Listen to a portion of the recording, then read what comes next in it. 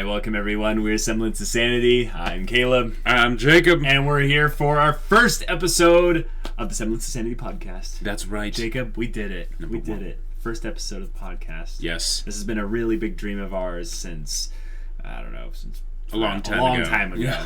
Being able to just sit here and talk with you guys about what we're passionate about. Oh, yeah. But before we get into that, let's do some announcements. Yes. Kick things off. So, first of all, we're going to be covering the whole original way that we did Monday announcement or Monday Q&A videos, and we're lumping that all into the podcast. Mm-hmm.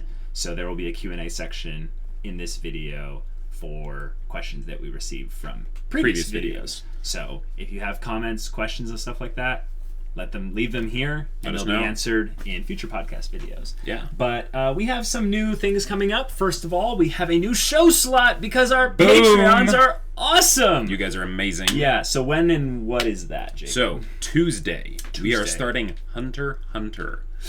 Boom. Pow. Yeah. Wow. No big deal. Just apparently one of the greatest shonen of all time. And we might be doing it now for the next 3 years or something, depending on how long it takes us to get through It's not like One Piece long, at least. No. So we're good in that regard. We'd be old men by the time we finished One Piece. that would be a bit much. Yeah. But we'll be taking that into the Tuesday slot. But also, in news of Hunter x Hunter, there is a poll going on right now. It's still current, with Hunter x Hunter leading in the poll for taking the Konosuba slot on Thursdays and changing that into a second episode of Hunter x Hunter. Or Haikyuu. That's true. Yeah. So basically, what show got second place in the previous poll was Haikyuu. So we'd be putting that as the contender against a second episode potentially for Hunter x Hunter on Thursdays. But we'll be continuing the usual setup. Psychopaths on Wednesdays. My Hero Academia. Fridays. Saturday. Ruby Chibi. Yep. Sunday. One Punch Man. Yeah. And then, of course, Mondays, we got that a little podcast and Game of Thrones. Yeah, that show. Just a small show. Which there's only 2 episodes left. Yeah. I'm not sure I'm ready for them to end things this quickly. It's been a little bit crazy in that regard. But before we get into the rest of the podcast, Jacob, you had some things that you found this week that you wanted to share. I did. With me in particular, but also the audience. What's some cool things you found this week? There was this there's this anime that I've heard about called Guilty Crown. I haven't watched it. None of us have. Okay. But the music was done by Hiroyuki Sawano. Oh, okay. Right, no big deal. Awesome. And oh my gosh, Caleb, and any of you guys watching, if you haven't listened to the soundtrack for this show, you need to, because not knowing really anything about the show, the soundtrack is amazing. There's a song called Crone, which I listened to on repeat for hours on end, and then the OP is also really freaking good. Awesome. So I've been heard mixed things about the show itself, but music is stellar. So where would you rate it in regards to other soundtracks that you're a huge fan of, like Ruby or the OP from Black Lagoon? The only thing that is a contender and I would say beats Crone is Lost My Pieces that I can think of. From Toradora. Oh, and wow. And guys, that is this high is a praise very for emotional song, and you don't have the context to know I don't. No, why. But you don't need it. Sawano tells this amazing story with the song, and it's absolutely incredible. So you're not getting spoiled essentially from Guilty Crown by listening to this song? No. Okay, there's no words. It's just music. That's awesome. Yeah. Anything else it's pretty cool that you wanted to give a shout out to? Okay, so this really weird thing happened. I was watching Golden Time. It's an anime made by the same people who did Toradora. You might not necessarily like it too much, but there was a character that was basically a identical ripoff from another show that I had heard about called Nana, which is about this I think I've heard of that. Yeah, this sort of gothic character girl that's in a band, and they character design, name, everything, and they just brought her into this show, and I was like, dang, maybe I should watch that show. So it's like a crossover to some extent. Yeah, I'm not sure what it is but it's exactly. Unofficial because they sidestepped some problems. Okay. But it was it was so on the nose. I have to bring that up because, Okay. Well, that's cool. Yeah, so guys, we are going to get through this pretty quickly, but we've also got some awesome questions from some of you. We do. And one of these questions in particular, I have to give a shout out to first, because this person wrote a veritable multi-layered paragraph on one specific topic, but really wanted us to go in depth with it. So Marcadius6, or just Marcadius. Yes. Thank you so much for your question. This one is very flattering. Yeah, but, it really is. It's a great question to bring up because we don't fully understand it ourselves. That's true. True. There's a synergistic aspect where we bounce off each other with regards to this question, so we'll get into it and answer it here. So he says, question that I would like your viewers to hear answered in the upcoming podcast.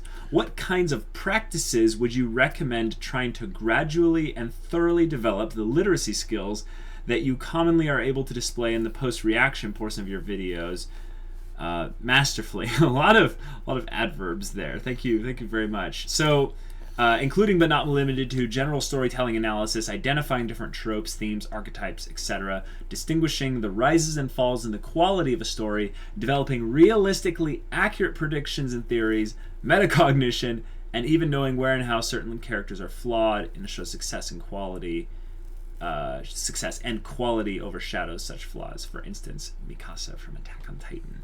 So that is a fantastic question, and there's a lot of layers to it. Right. But do you want to kick it off in some way? So he mentions later in the comment that we've mentioned that it's because we've been surrounded and immersed in so many stories so much. Right. But one of the things that it also comes down to is that we are both external processors. So that really helps being able to talk about it with each other, bounce ideas off each other, because a lot of the stuff that we come up with, we're coming up with on the fly as we're going through it. Right. So a lot of it will end up being unrefined, I would say. Yeah. So a lot of our analysis comes from that raw reaction side of things.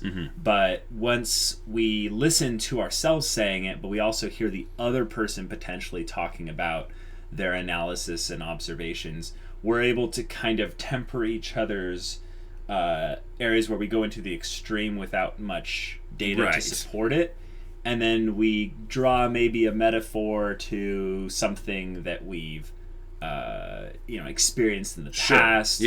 And I think it is based on consumption, but one of the the amount of stories that we've consumed. But I would say to a different extent, Jacob and I are not published in any way, but we have both been writing stories for at least a decade. I mean, at least a decade. We always have loved stories, and we've always wanted to make our own. But because we love stories, and we've been working on some of our own here and there, and Jacob, shout out to him, he's going to be writing and publishing a book very soon. You end up realizing structurally how certain stories have to be formed in order to actually come across as convincing and compelling stories. So you'll see a lot of stories that we guess incorrectly basically end up being stories we don't necessarily like as much, because we felt that the direction was obviously moving one way, and then they decided to take it another. And that's one of the things that that really really does get on our nerves, because when a writer sets out to tell a story, and you get into a story, right? You got into that story because you liked where it was going. If it goes somewhere else, that is upsetting.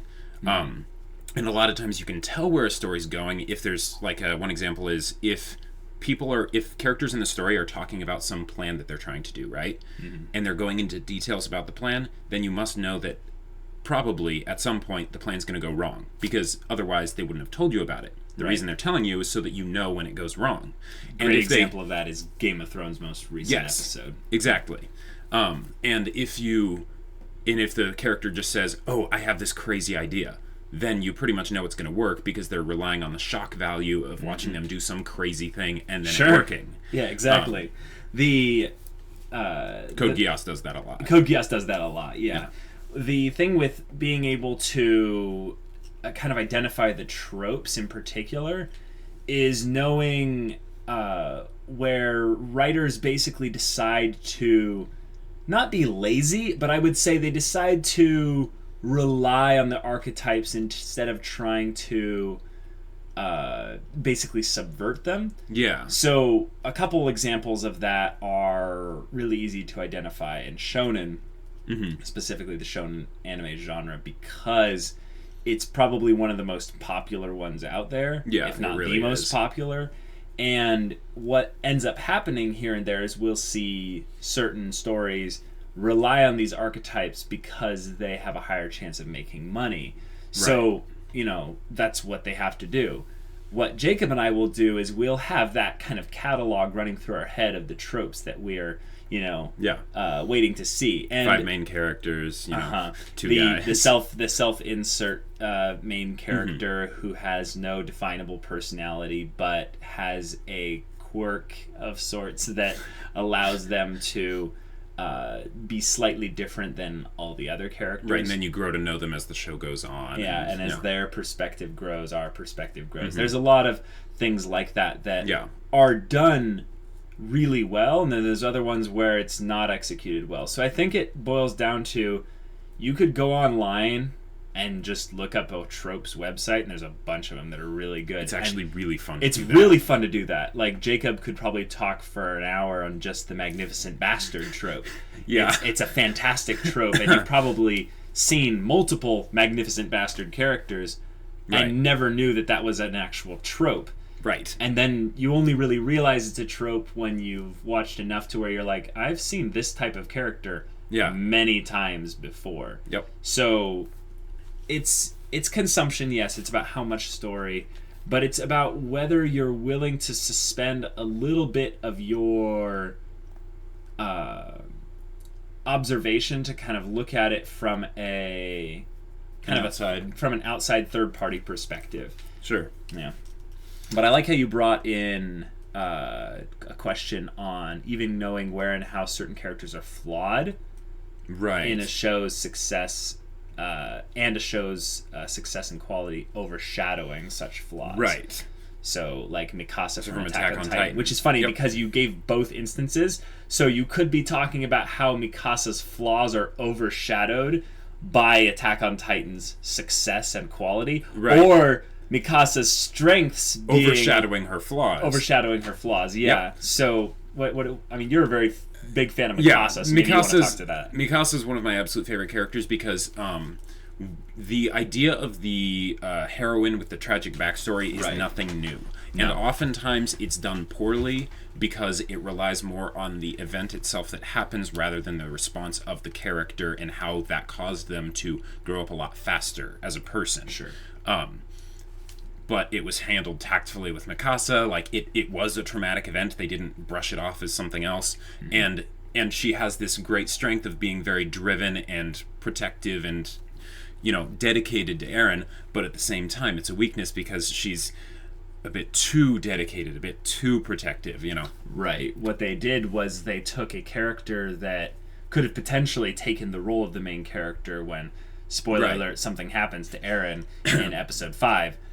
But what they ended up doing was they gave her character depth instead. Right. So they upgraded her from being kind of a generic concept that people could grok. Yeah, pretty generic female character to a character that I would say people like Jacob could identify with a lot and relate to because of her character having that moment where they decided to do what scared them. Right. Even though there were, severe consequences, and that kind of overcoming of fear and maybe gaining some kind of perspective a la the hero's journey. Yeah. That's what we watch stories for. That's what we watch stories for, exactly. Yeah. So it's a combination of both with this specific instance of Mikasa, because as we said, Jacob likes Mikasa more than I do. I'm more of a Hanji Armin fan myself. But not the ship, just just the individual characters. But Mikasa's character has an almost obsessive devotion to Eren. Right. But what I think they do in a positive sense is they don't constantly flash us back to that moment where exactly that happened. If anything, it's shown in very slight, subtle moments where she grasps the scarf, right, where she kind of gets quiet, or which she is says not like her yeah. as much. So there's yeah. there's moments of flexibility where it's not the constant static response from exactly. a character where you know exactly how Mikasa is going to respond to this specific thing. Like there was a part where Mikasa in the most recent season is trying to get back Eren, and someone's trying to convince her that someone is on her side, and she's like, I've run out of room in my heart to care, and I don't have time to add someone else to my list of people I care about. Right. So get out of my way, or I'm killing all of you. And it was this really well-defined moment where you realize Mikasa has a list, but it's a very short list. And because of what's happened to her in the past, she's not able to bring more people onto that list, especially in moments of survival, fight or flight instances. I was just going to mention that part. Yeah, but that's an example of good character depth done without it getting overshadowed by other aspects of the show. Right. Or, without relying on specific tropes in order to make it work. Because Mikasa is a tropey character. Yes. Absolutely. Right. No, don't equate trope with bad. Right. It's all about execution. Right. You can add depth to a character as they are without and character development, so to say, without having them actually change who they are as a person. Yeah. And Mikasa does that. So, Marcadius, thank you. It was an awesome question. He goes on a little bit basically talking about... I was wondering if there was perhaps some mindset and practice you implemented prior to your show that you utilized to get to the level of analysis that you are at right now. Thank you. I don't think our analysis is anything super complex. Right. But we are constantly looking at the big picture when details of importance occur. I would say it's mainly in character interaction. Like you can see metadata getting dropped through character interaction. So when main characters interact, the writers will sneak in ways to give metadata on the big picture of the story. And one other thing, the one of the big things for me that helps me with analyzing is that I'm constantly trying to figure out how to recreate what I see in a way that's original to myself in my own stories. So you could take those story beats and put them into your story with different characters, different setting. Right. Have it be something completely different, but still pack the same punch. Right. So think of yourself as someone that's making a story. Right. If you are thinking at this from the standpoint of I am an observer and a consumer of story, you will miss out on some relevant data. To an extent, you might not be able to enjoy the story as much as you would have in the past. But that added perspective will help you with analyzing a show in particular. That's why it's mostly good to watch a show without analyzing in the beginning, and then going back and doing the analysis. But we are tryhards, so we're going to try and do everything all at once, because why not? Exactly. All right, so next question, Leora. If someone suggests an anime series that you really don't like, what would you do? Usually nothing. Just not watch it. Yeah, just not watch it. Yeah, that would be like someone recommending, like, what's something that we've already watched that we didn't really like as much? Sword Art Online. Yeah, Sword Art Online we didn't really like, and if someone asked us to react to a new season of Sword Art Online, we'd probably be like, no, it's just, we just don't want to do it. Yeah. All right. Chin Wook, question for the podcast. Would you ever do any collabs for the podcast or your channel? Will we be seeing others in the channel, and who? Potentially not seeing for now, but you could be have other people listening in. We don't have anyone specifically offering for collabs, but we have a lot of friends in the online community at large for specific fandoms who would be more than happy to orchestrate things like this. Right. We're probably not going to be seeing guests on the podcast for at least the first 4 or 5. Right. We're still in the early stages. Yeah, we still have to figure out a format and stuff. So, Michael Tiagra. So, what if you didn't like a series from the poll? Would you stop watching it or force yourself to finish it? That's a good question. That's a very good question. One of the things that Jacob and I have that's a very different aspect of us is I am more picky than Jacob. He is. That means Jacob is probably also a better he's better at knowing when something is good because he has a broader experience. And one of the things that Jacob and I will do to make sure that something is good is we will double, triple, quadruple kind of go over like whether or not this show makes sense for us to watch, based on not only whether or not it's something we want to watch, but also something that a select group of people that we know and trust will back up and say, yes, you guys will like it. Yeah, I think there was one point where I was recommended something, and it doesn't matter what it is. But we started watching it, and we didn't like it. We didn't like it instantly. That's the one time where someone that we kind of knew and trusted pretty well gave us a bad recommendation. Yeah.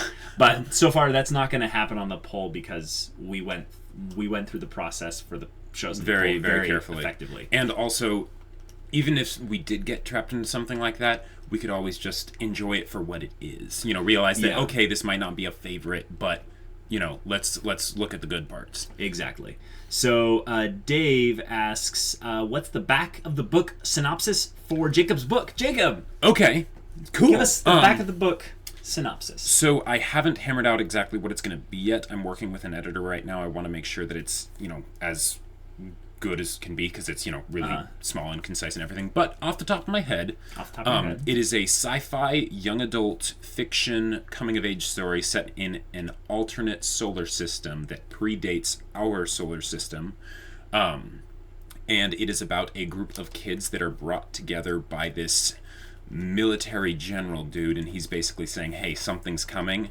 and I'm going to train you guys to be a super badass team of space soldiers to stop it. There is a lot of Mandalorian influence with armor and things like that, and it's amazing. And I just wrote a chapter of it today that was good.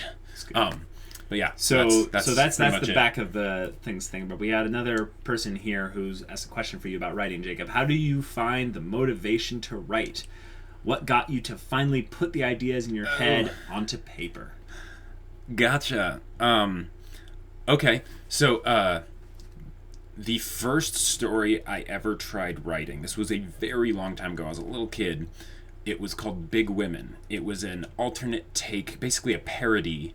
On Little Women? On Little Women. It didn't go very far, and it was pretty bad. Like, really bad. But I've always wanted to recreate things that I enjoy, even if it's something that I don't necessarily enjoy, like Little Women.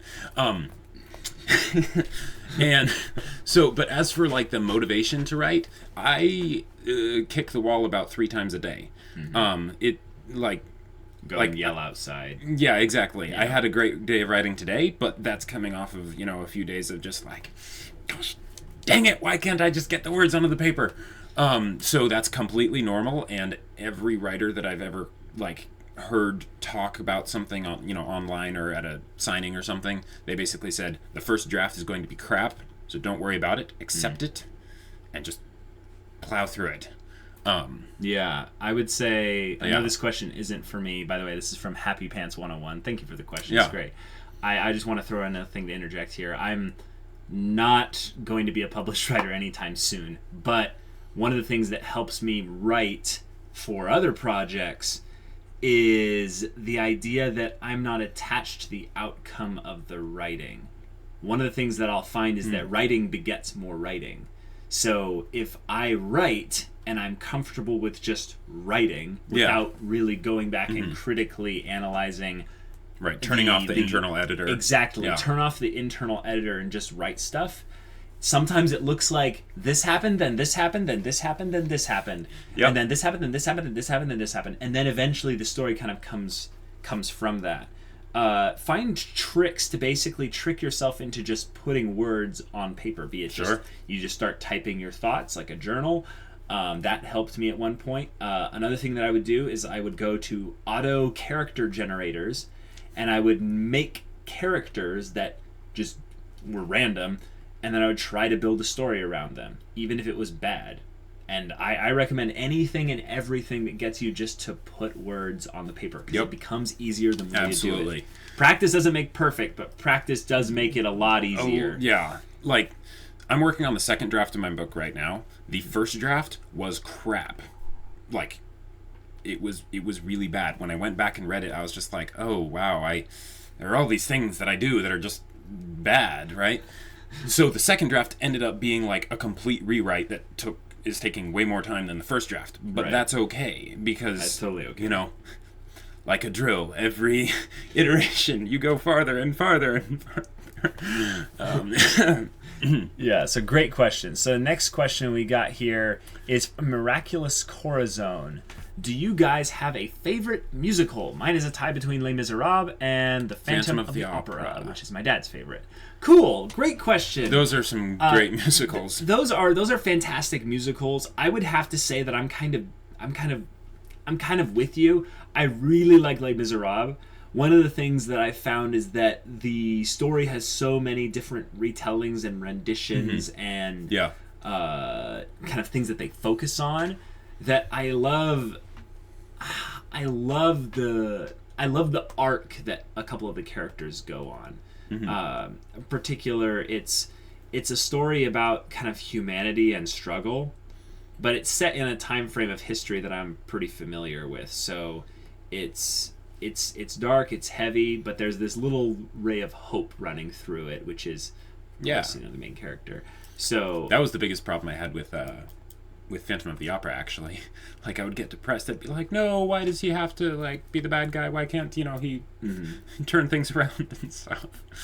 Yeah, and you're not a huge musical fan, right? If by musical you mean Disney, then I'm all about that. Okay, I don't think that's what she's talking about. But that's probably not what they're talking about. Here's a good thing to bring up, though. We are those guys that, we sing all the Disney songs. Yep. So technically it's a musical, it's just not a musical theater production. Right. So, hey, Les Miserables and Phantom of the Opera have both been made into movies, so it kind of counts.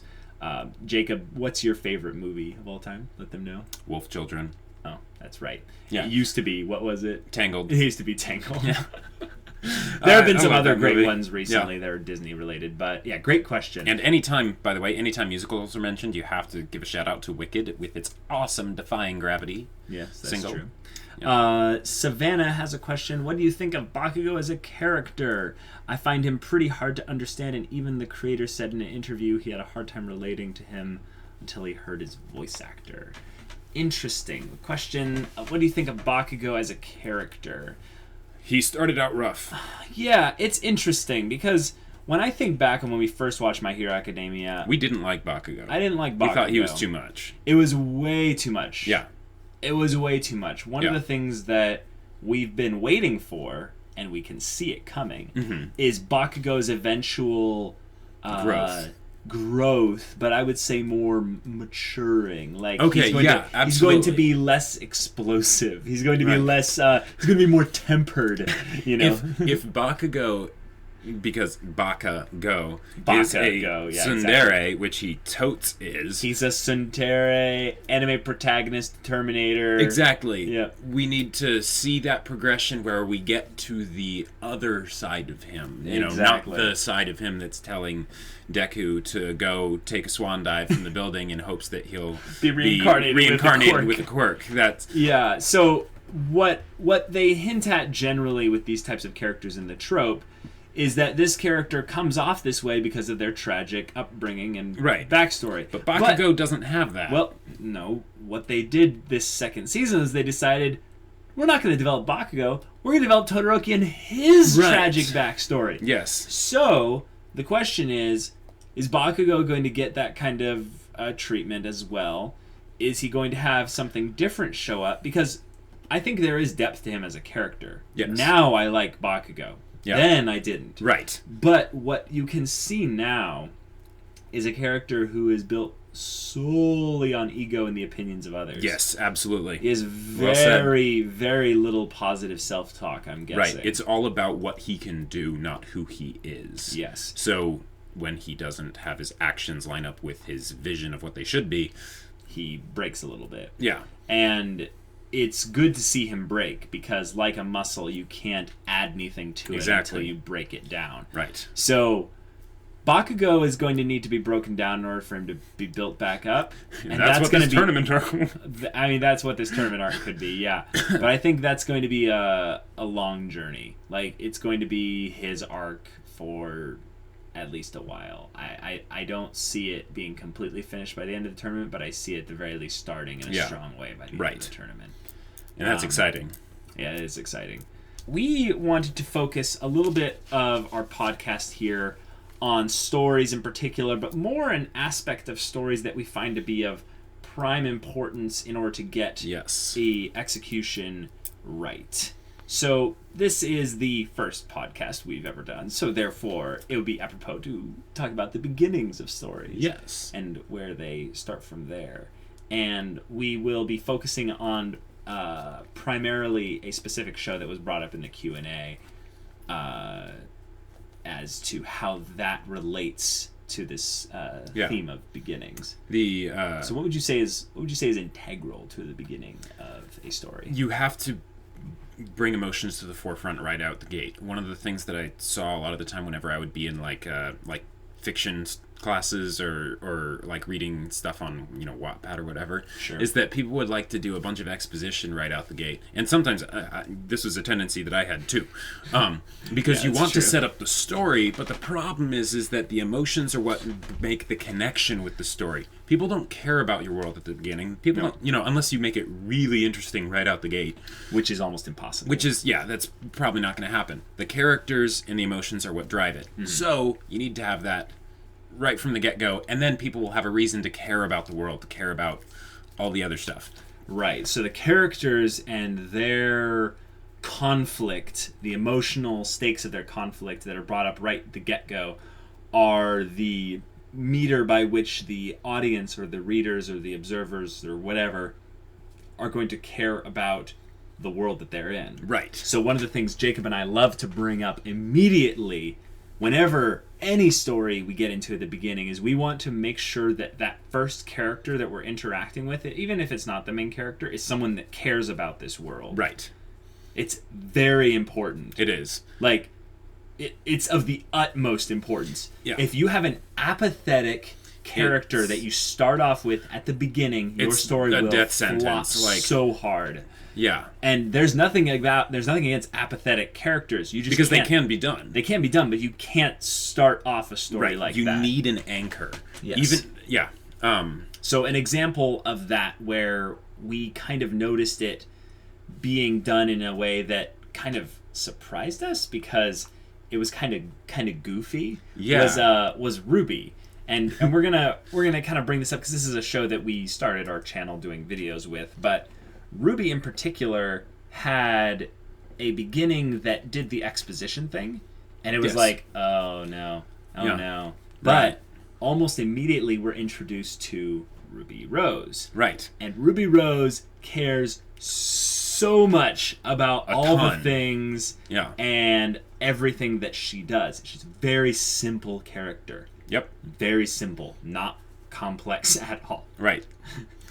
She cares. But she cares very much about the world, about the people that she interacts with. She is a great focal point for the story moving forward. Right. Also, another great example of that would be Eren from Attack on Titan. Yep. That's one of the reasons why revenge stories are so relied upon sometimes almost as like a crutch. Almost too much. Yeah. Probably definitely too much.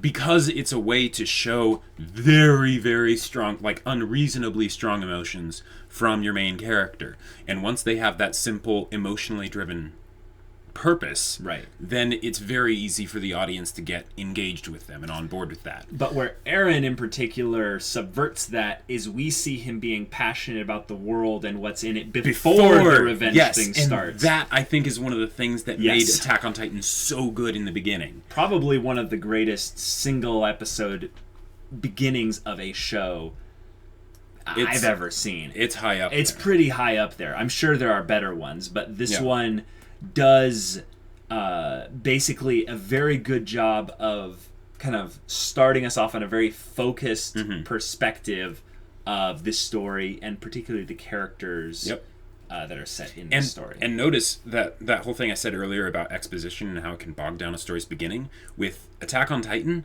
they gave very little actual exposition in the beginning. It's just from Aaron's perspective. He doesn't know much of anything about this world. And then they get to that later, once we, are on board with the story. Right. They almost wait 2 whole episodes before getting into it. Yeah. But what we want to draw specific attention to is a show that someone brought up in the Q&A. I'm going to save this question for here. There's a show that Jacob and I both really like. And is one of those few that I introduced to Jacob. Yep, he did. Is Mob Psycho 100. So, Mob Psycho 100, we want to talk about it from the aspect of its beginning. Now, Mob Psycho 100, we would say, is not the best example of how to start a show. You want to talk about why? Yeah. With Mob Psycho 100, they start out going into kind of an episodic formula that it then grows out of. And it is amazing down the road. You need to watch it. But when Caleb was first showing it to me, I was a little bit kind of just meh about it at the beginning. I'm like, okay, it looks great. I like the main character. But it just wasn't that interesting. There wasn't... I don't know, there just wasn't that... There wasn't a hook. There wasn't there wasn't a clear direction as to where this was going. Well said. But the main character was very good. Also, they not had a main only character that, cared. They had 2 pretty good intro characters in that. They did. And what they capitalized specifically, I think, on with Mob Psycho 100 in the beginning was a very unique visual style with the combination of awesome character interactions that were just on the edge of being too funny, but also right on the edge of being just pure genius. Because they flitted between this whole aspect of Reagan being potentially psychic, but then also like an evil not con at all artist. like an evil con artist. He's really manipulating and using this kid. Yeah. But we could sense the potential as to where this interaction could lead us to. We could sense. Yeah, I know. But from the aspect of just the beginnings, if we take it as it is at face value, Mob Psycho 100 doesn't do a good job of doing something at the beginning. Yeah. But this is one of the things that I want to kind of compare it to. Mob Psycho 100, I think, is a Steins Gate of an anime. So Steins Gate does something very interesting.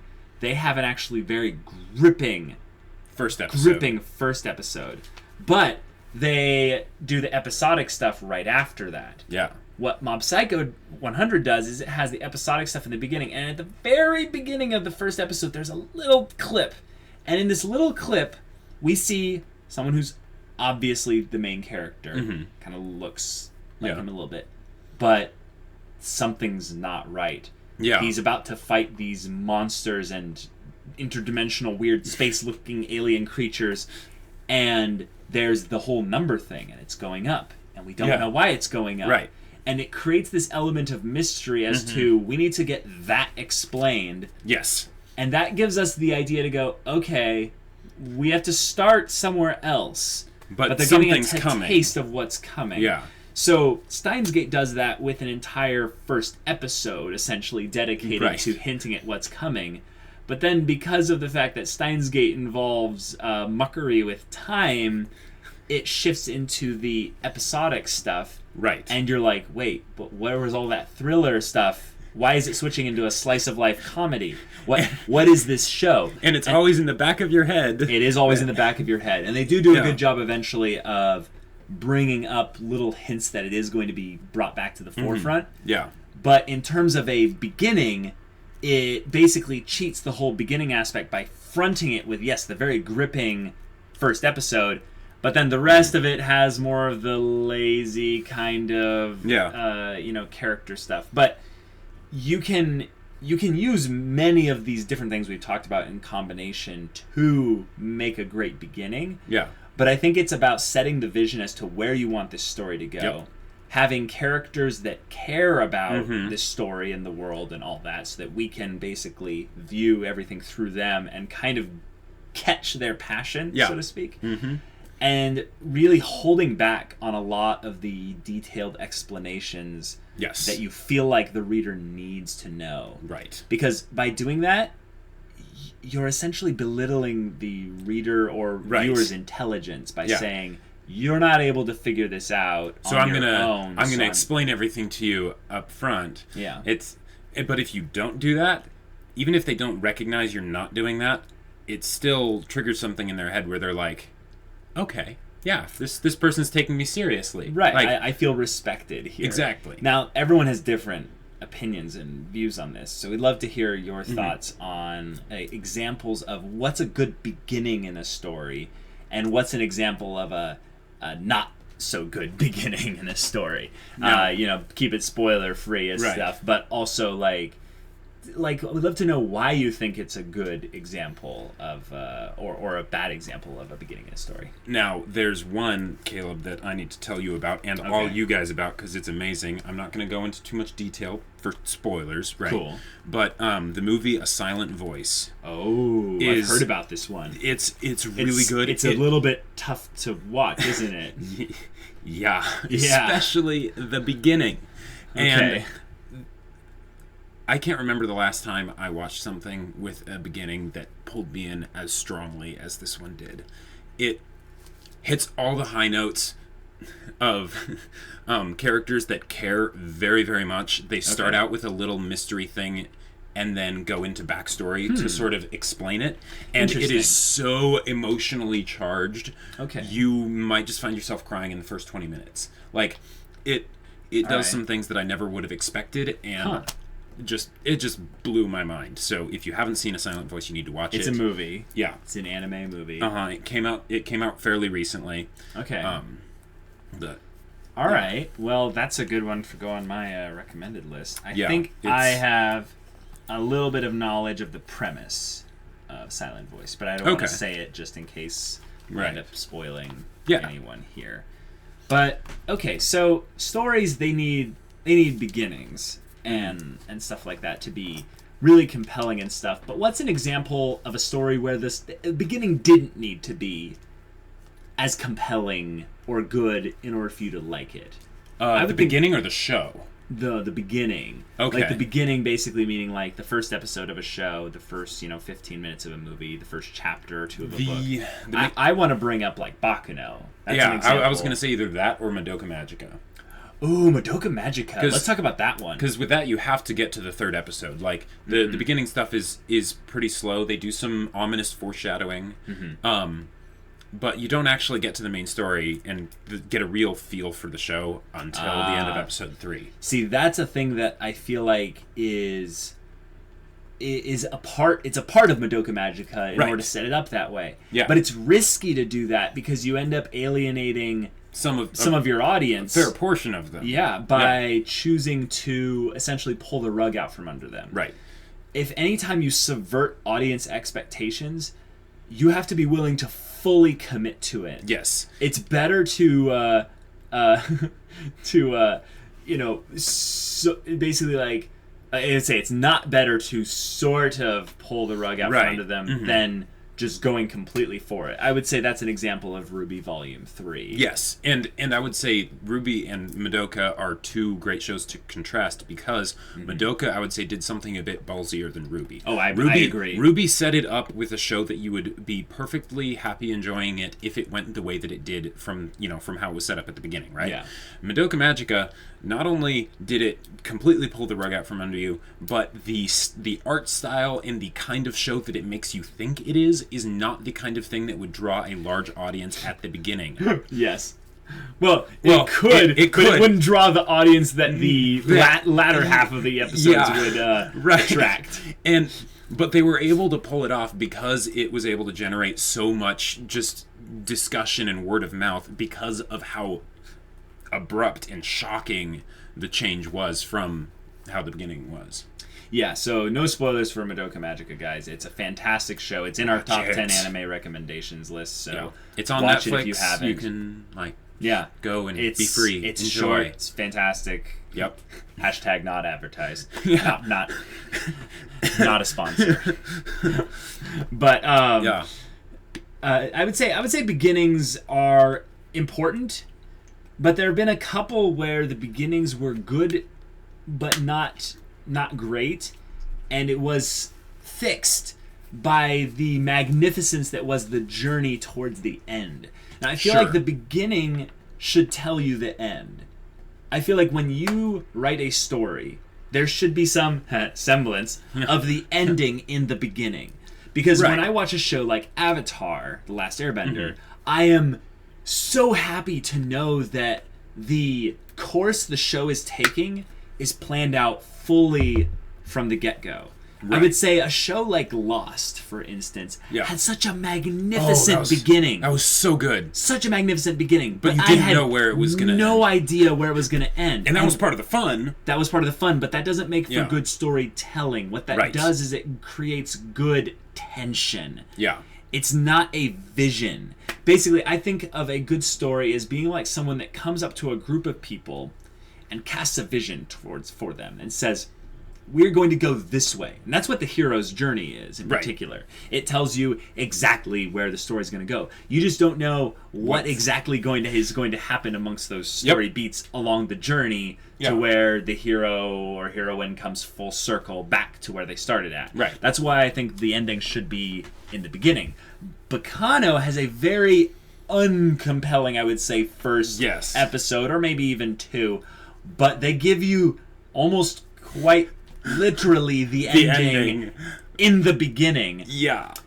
And because of that, I think that is an example of where the rules are broken. Yes. Where the beginning doesn't have to be the greatest thing about the show, or even really a point where you get people that are going to be your focal point perspective. Sure. You need to have people that care about the world, which Bakugou does have. It definitely does. Definitely does have. But you can circumvent these rules that we are talking about subjectively, of course, by creating a premise for the story that is not necessarily linear or not necessarily derived around character interaction, conflict, etc. And now he's talking specifically about Bakugou here. There's plenty of other ways to do it. There are, absolutely. But Bakugou, like, if you think about just the beginning, it actually was like really bad. Really bad. It does info dump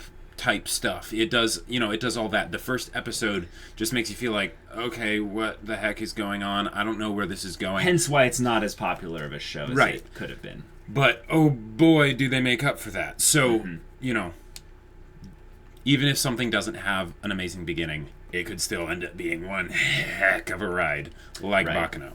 Yeah, I think that's an example of actually where Game of Thrones does it very well. Game of Thrones and Lord of the Rings I like to contrast with each other.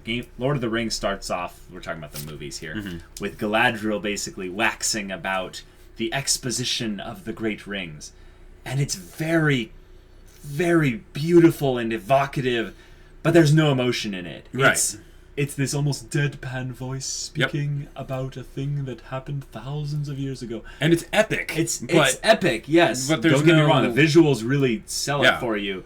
But Game of Thrones gets you with this very simple, almost episodic mini story about three guys going past a big wall. You don't know anything about this big wall that they're going to do. They're going to a forest. They're investigating something. You can already tell about the lords and peasants kind of structure of the world. Yep. Showing rather than telling is almost always a better option. Yeah. If you can pull it off. And I think the reason why it's not done as often is because it is difficult to pull off. It is. So give your respect and give your admiration for the shows that pull off good showing rather than telling. Absolutely. Because I think it's easy for us as viewers to just go, hey, they pulled off good execution of a story. Yeah, that we need to reward them for that. Good job. But when they pull off difficult execution of a story, that's just like, whew. Those people deserve our respect because that's work behind the scenes that we know of. Yeah, it takes a lot just to get that all prepped. A lot. I would say that's an example of something like.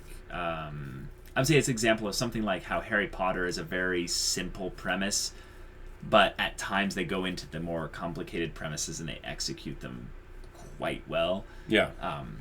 And it gets to be, and really good. And Harry Potter is another great example where they start out with a hint of what's to come with Dumbledore, and Minerva dropping off Harry as a baby. But then right after that, they go into emotional stuff. Harry is, an orphan. He's living with his family that hates him. Yeah. All that stuff. And then when they get into the actual world building, he doesn't know anything about it. So it's this clever way for them to be able to kind of info dump, but in a way that's showing rather than telling to the main character. Yeah. And it's like, and what do you know? Harry Potter has sold how many books? Yeah. It's quite a phenomenon in that respect. Yeah.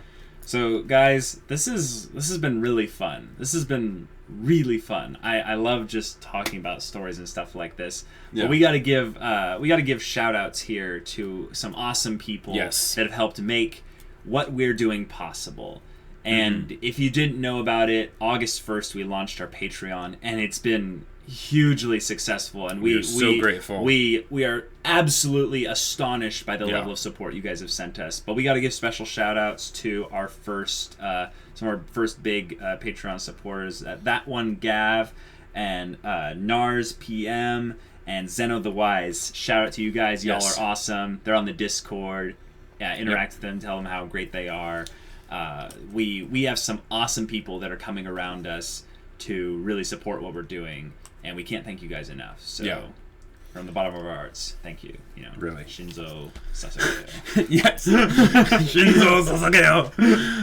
Okay, but also with the way this is going to be structured, leave your comments in the video below with questions in particular you would like to hear us talk about on the next podcast. Right. And as you can kind of see how we're formatting this, see if your questions could instigate a new format, or if you have ideas about something that you would like to see in the podcast. Any other things you'd like to tell them to get involved with for the purposes of interacting? Not really. I mean, get on the Discord. We've been having a ton of fun on there. I recently had a little bit of a discussion with a couple of people on there about our top 3 waifus. Oh my! Now, I am not usually That's one not to. my thing. Not usually my thing either. But it was quite informative and quite entertaining. So, that. If you want to talk about your top 3 waifus with Jacob, that is something that Patreon, so you can get on the Discord and talk with him about that. But we've got our new shows coming up: Hunter x Hunter, potentially Haikyuu very soon. Yep.